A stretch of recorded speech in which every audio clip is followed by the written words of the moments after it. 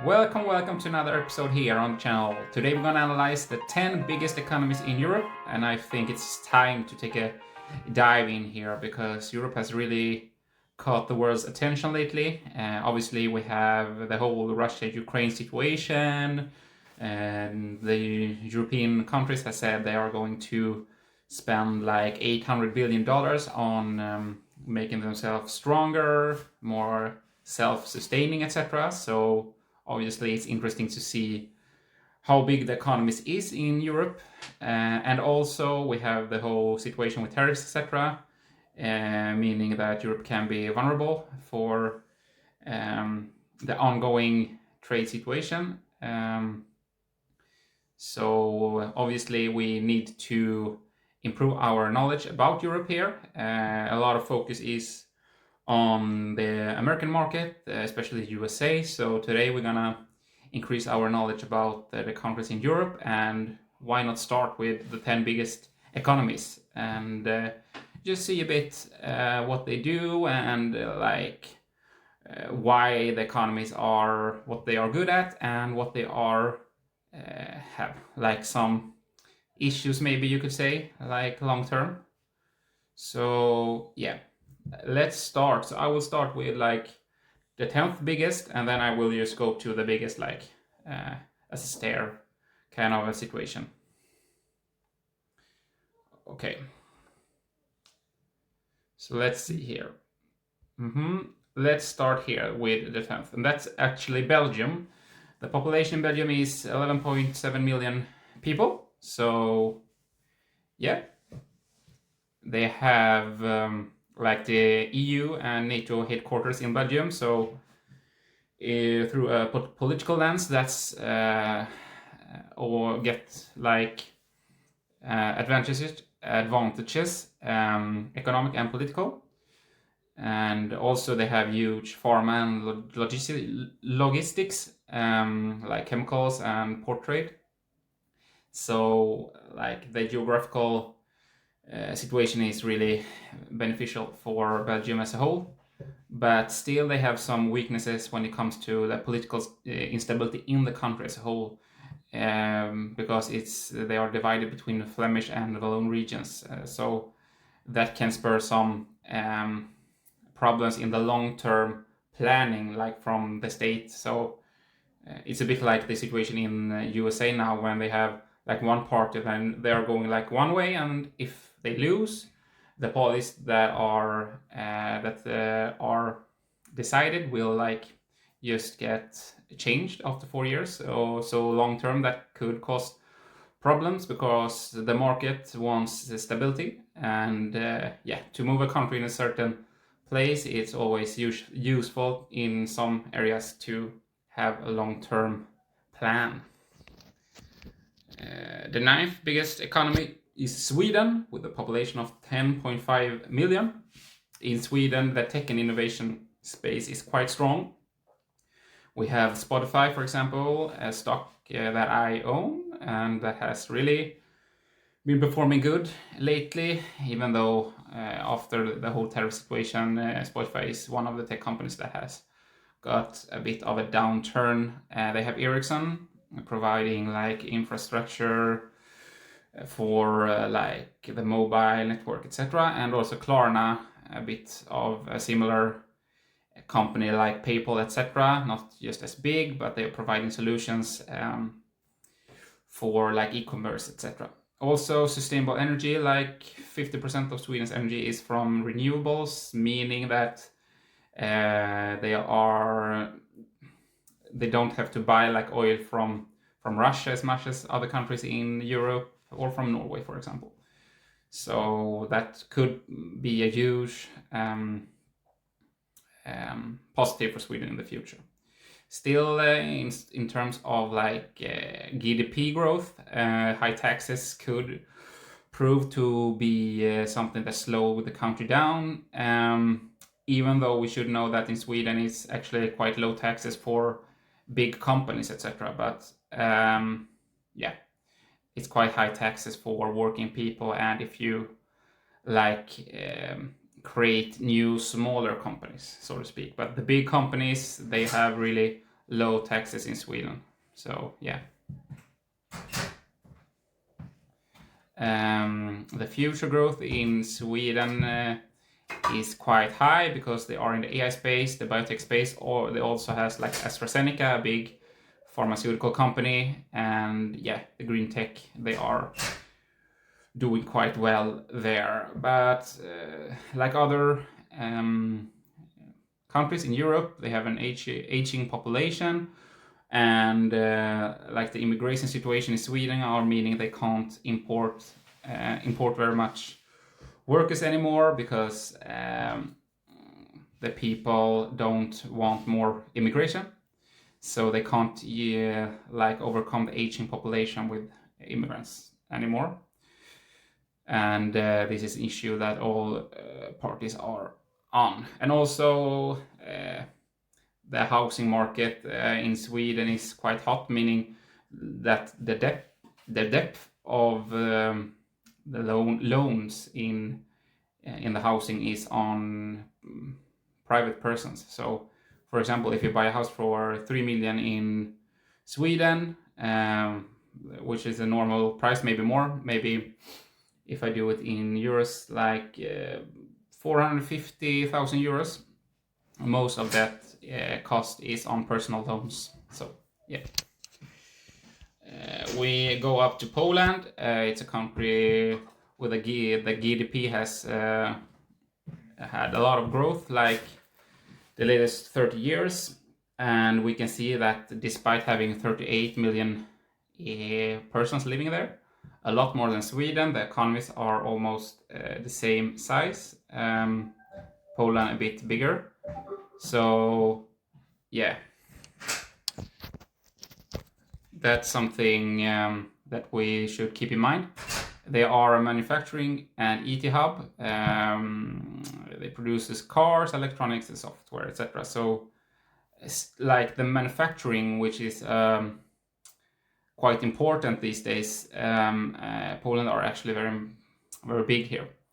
And yeah, as we said, they are growing the economy quite fast, and low debt levels here. And yeah,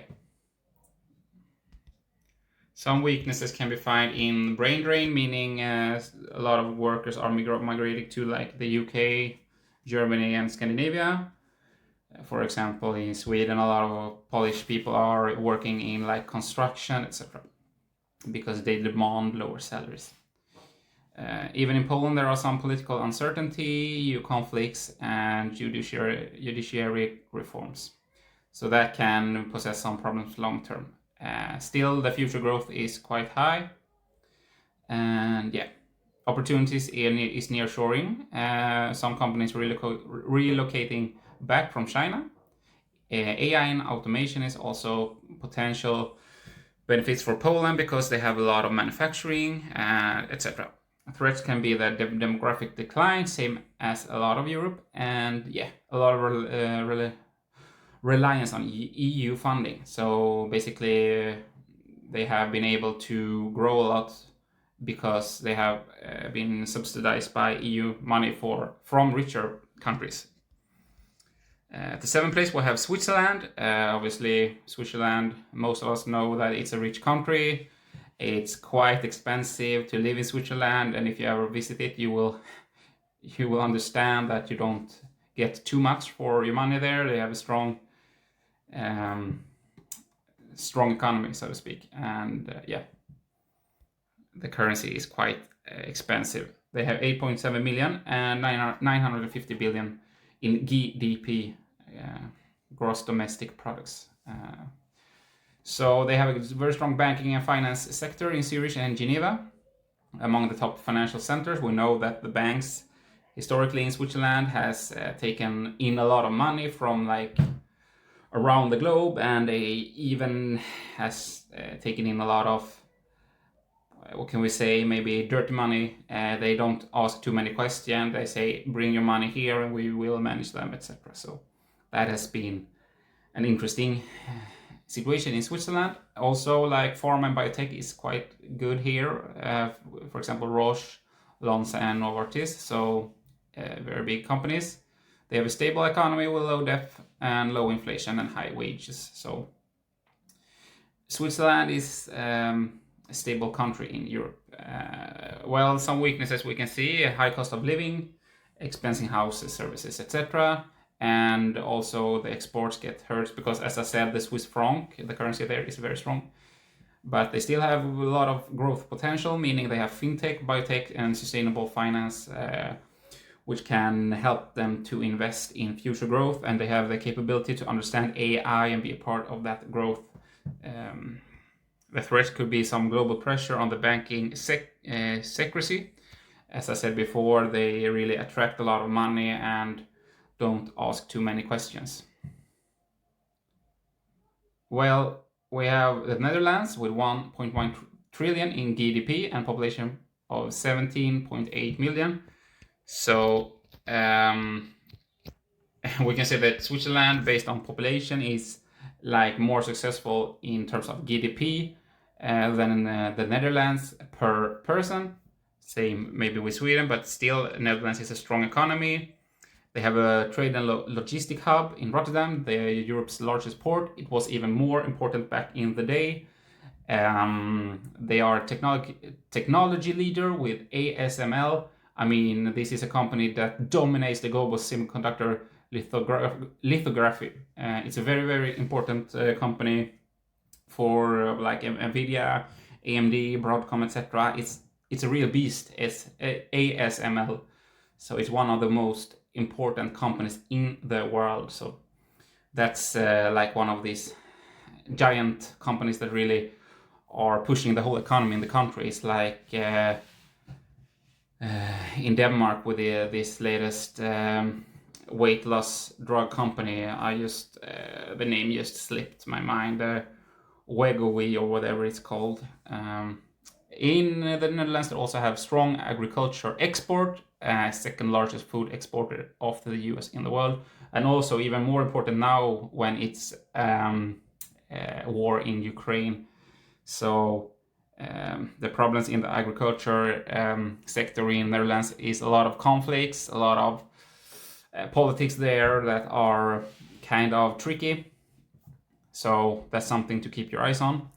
They have quite high housing prices, as you see. A lot of these countries has high housing prices despite declining population. So that's that means that it's quite expensive to build new houses that people really can't afford. So the inflation has hit Europe also. Also, the Netherlands has an overdependence on trade and actually are very vulnerable to global slowdowns. So keep that in mind. Some threats are global trade disruptions and climate risk. So they are really at risk at the moment. And obviously, the Netherlands, they are building walls around the country to keep the water levels from just crushing everything. And if the sea levels keep rising, it will be tremendous cost for them to even keep this system working. So that's a big threat. And opportunities, the semiconductor industry, just keep the ASML situation and having more companies like it to just boom, let the economy boom. They are in the AI space, obviously, and the green energy space.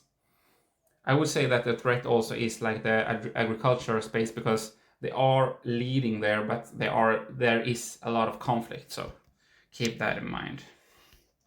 Number 5, we have Spain. I mean, it's not the biggest economy, GDP of 1.7 trillion, despite having 48 million people living there. So the economy could be even bigger if the country was a bit stronger in like the tech area, etc. But still, they have a lot of tourism. It's a powerhouse.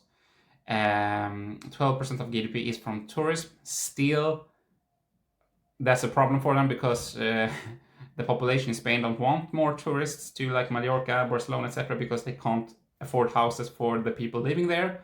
Here you have the problem with, like, as you see, the GDP not being too big and a lot of tourists that are like buying houses in the most expensive places like Ibiza, Mallorca,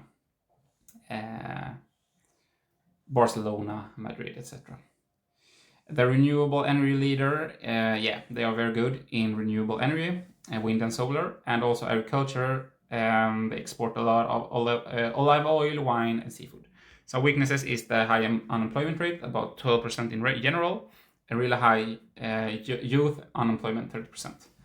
And a weak industrial base, very reliant on tourism and services, and also housing crisis, meaning rising property prices and rent cost, and the salaries are not that big, and they are very reliant on tourism still, and they seem to have a problem to increase like the number of tourists without getting backlash from the people living there.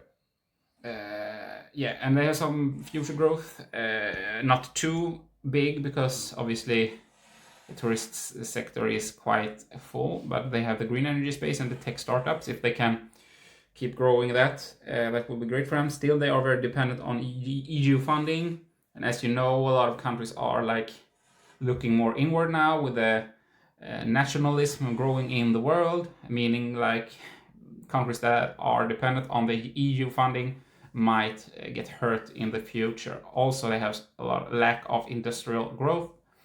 It's kind of not in the culture of Spain. In fourth place, yes, you probably guessed it, is Italy. Also about the same type of economy as Spain. If we compare the GDP of 2.2 trillion with the population, the GDP per person is not that big. Still, they have a lot of luxury and manufacturing here. They have like some cars like Ferrari, Lamborghini, etc. And they have the Gucci, Prada, they have the Milano, etc.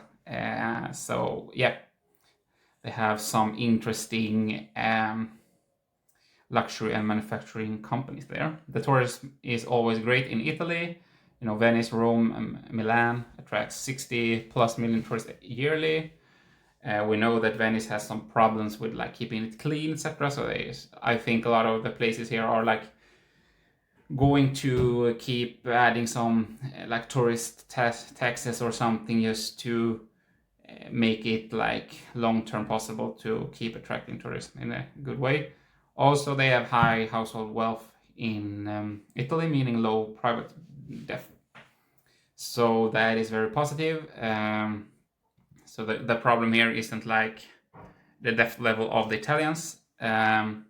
Still, they have instead all the debt in the public space with 144% of GDP. That's higher than the USA, for example. So that's very, very high. And also the inflation means here that the loans they have, that are getting a lot more expensive, and they are not that big of an economy, meaning they have really been hurt the latest 6-7 years.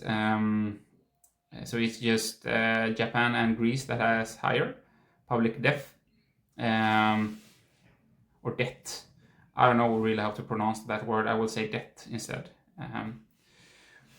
Political instability, frequent government changes, and slow reforms. So this is what I'm always talking about. Like the long-term situation is important. You need stability from like the political sphere in a country, and Italian, that has not really worked at all.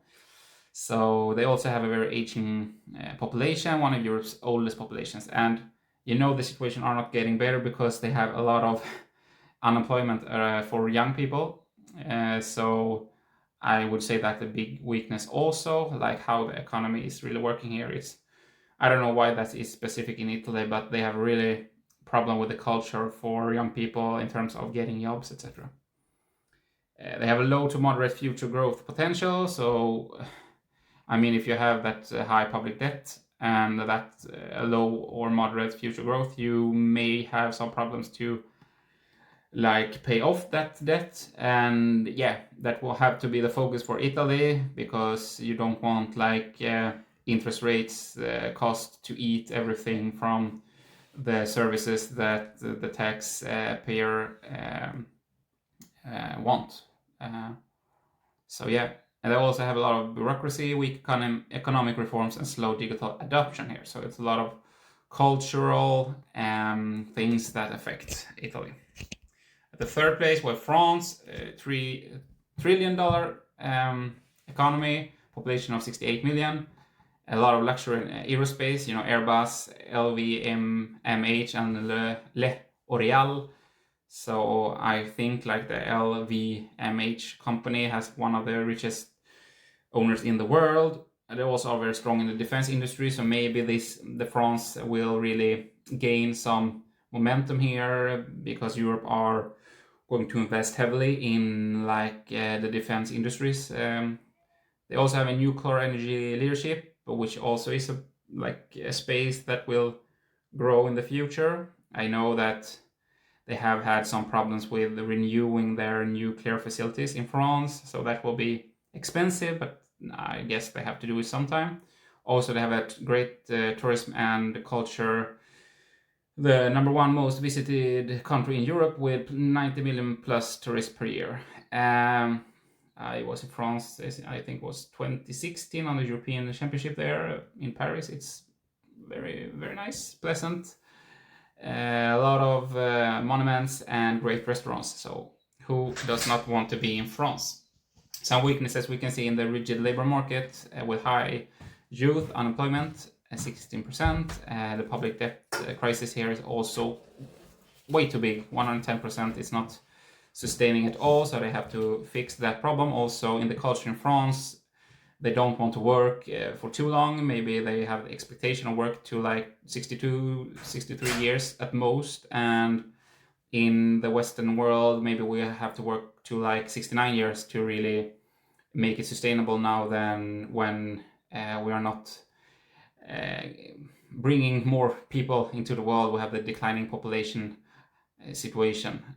Opportunities here in France is digital economy, AI, and green energy. But obviously the threats are political instability, slow economic reforms. So we can see here a lot of big countries in Europe are great at the green energy, and they have really been attacked by some countries that are still earning a lot of money on oil.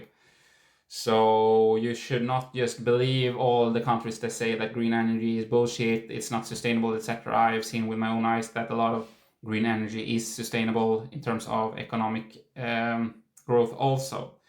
But obviously the problem here is that it needs to be subsidized to keep growing, to becoming what it has to be. But for example, in Norway, they have the oil money and they reinvest that in green energy. So long term, we can have a great situation. But I mean, the climate situation is always complicated because maybe we don't do our part in Europe, and the biggest problem is for Bangladesh. The United Kingdom has $3.43 trillion economy, a population of 67 million.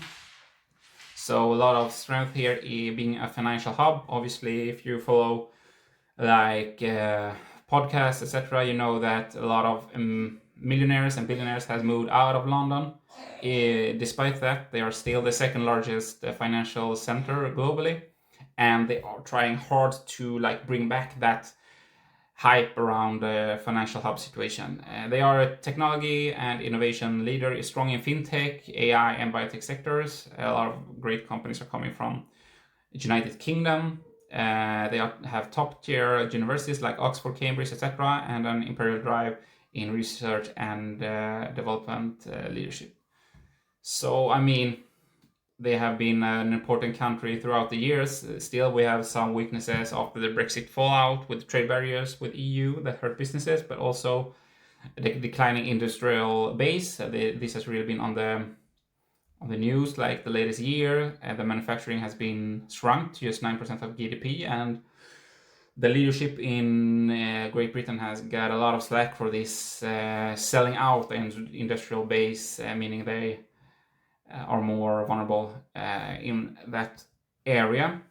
Also, there has been a lot of political instability, frequent government changes, which has created uncertainty. But still, the future growth is decent because they are in AI, renewable energy, and high-tech manufacturing, but they need to step up now and have a long-term focus. Threats: weak productivity growth, talent drain post-Brexit. Some would say it's not the fault of Brexit. Some would say it's culture. Anyway, Brexit makes it at least some barriers in terms of taxes, etc. Obviously, number one, you guessed it, is Germany. a population of 84 million. As you see here, if you don't know how GDP works, it's like you can see the number of financials transactions drives up like the growth domestic products. So even if you have like a natural disaster and a lot of ambulances and police cars are going out, that still makes the GDP number grow. So I mean, this doesn't tell us that the country are just doing great, but it tells us that the economy has some momentum. And obviously most politicians feels like the GDP is an important metric to see if an economy is doing well. So that is why I have focused on that aspect. The population, as I said, quite the Europe's biggest, if we don't count Russia to Europe. And they have a lot of manufacturing powerhouses like Volkswagen, Siemens, etc. Cars, machinery, chemicals. They have the Mittelstand, as they said, small and mid-sized firms drive innovation and exports in Germany. And also infrastructure and logistics. Germany has one of the best transport networks in the world, which makes it easier for companies to just provide great businesses and lower the cost for transportation, etc. Obviously, they have some weaknesses, like other countries in Europe. They have an aging population with low birth rates, which could lead to labor shortages. This is an overall cultural problem in the Western world that has to be dealt with before it's too late. They have an overdependence on exports, like now when it has been a global downturn that hit the German GDP hard. We do think like maybe it's changing a bit, like going into the 2030s with Europe doing some heavy investments in infrastructure, etc. And obviously, as the biggest economy, they will gain some momentum from that. The energy crisis also hit Germany. They're trying to be more like green energy, but haven't really managed to make that transition work very good. So they have been stuck between green energy and buying natural gas and oil, etc., making it a long-term tricky situation for them. Anyway, the future growth potential, they say here, is moderate, but still they have AI, green hydrogen, and semiconductor production as some opportunities. And also if they can get Volkswagen going again, that could be something to look forward to. Some threats we can see from China's EV sector, EVs, cars, electric vehicles, and the semiconductor rise threatens German exports. And even, if we have a trade war and high tariffs everywhere, that will probably dampen the future growth for Germany. So if we go to the bottom here, the final outlook is we have the highest growth potential here is Netherlands, Poland, Sweden, and Switzerland. The moderate growth potential, we have Germany, UK, France, and Spain, and lower is Italy and Belgium. That's the positioning at the moment. If you wonder why I have the cap here, it's a game day for Manchester United, and let's hope at least we have some high growth potential for Manchester United because they are not doing too well here in the Premier League, but you can't leave your team when they are down. It's just keep fighting. Anyway, I'm glad that you kept listening to the whole presentation, and I hope this information provided you with some new knowledge about the European economy and make you a bit more relaxed about the future and the long-term prospect of the economy as a whole, and hopefully that will help you in your journey of investing. Thank you very much for listening today, and I'll see you next time.